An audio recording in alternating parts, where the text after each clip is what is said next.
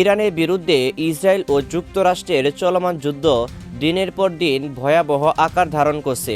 আর এ যুদ্ধে পাল্টা আক্রমণের শিকার হচ্ছে পুরো মধ্যপ্রাচ্য। গত 2 সপ্তাহ ধরে এই পাল্টাপাল্টি হামলা দিনের পর দিন আরও বিধ্বংসী হয়ে উঠছে। আর মধ্যপ্রাচ্যকে ঘিরে চলমান উত্তেজনা শুধু যুদ্ধক্ষেত্রে নয়, প্রভাব ফেলছে যুক্তরাষ্ট্রের অভ্যন্তরীণ রাজনীতিতেও।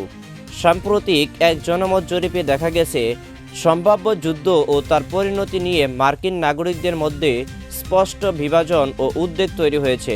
মধ্যপ্রাচ্যে ইরানকে ঘিরে যুক্তরাষ্ট্র ও ইসরায়েলের সঙ্গে উত্তেজনা বাড়তে থাকায় যুদ্ধের সম্ভাবনা নিয়ে নতুন করে আলোচনায় এসেছে মার্কিন জনমত। সাম্প্রতিক এক জরিপে দেখা গেছে, ইরানের বিরুদ্ধে সামরিক অভিযানের প্রশ্নে যুক্তরাষ্ট্রের ভোটারদের মধ্যে স্পষ্ট বিভাজন তৈরি হয়েছে। মার্কিন গবেষণা প্রতিষ্ঠান কুইনিপিয়াক বিশ্ববিদ্যালয়ে প্রকাশিত এক জনমত জরিপে উঠে এসেছে এই চিত্র। জরিপ অনুযায়ী যুক্তরাষ্ট্রের 53% ভোটার ইরানের বিরুদ্ধে সামরিক হামলার বিরোধিতা করছেন। বিপরীতে 40% ভোটার এমন পদক্ষেপের পক্ষে মত দিয়েছেন। তবে ইরানের মাটিতে সরাসরি মার্কিন স্থলসেনা পাঠানোর প্রশ্নে অধিকাংশ মার্কিন নাগরিক কঠোর অবস্থান নিয়েছেন। জরিপে অংশ নেওয়া প্রায় 3/4 মানুষই ইরানে মার্কিন সৈন্য মোতায়েনের ঘোর বিরোধিতা করেছেন। তাদের মতে সরাসরি স্থলযুদ্ধে জড়িয়ে পড়া যুক্তরাষ্ট্রের জন্য ঝুঁকিপূর্ণ হতে পারে। এই সম্ভাব্য সংঘাতের সুদূর প্রসারী প্রভাব নিয়েও মার্কিন নাগরিকদের মধ্যে উদ্বেগ বাড়ছে।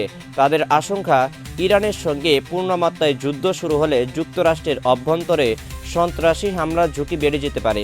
এদিকে মধ্যপ্রাচ্যে যুক্তরাষ্ট্রের ঘনিষ্ঠ মিত্র ইসরায়েলকে ঘিরেও মার্কিন ভোটারদের মধ্যে মিশ্র প্রতিক্রিয়া দেখা গেছে। জরিপে অংশ নেওয়া 44% ভোটার মনে করেন যুক্তরাষ্ট্র ইসরায়েলকে প্রয়োজনের তুলনায় বেশি সমর্থন দিচ্ছে।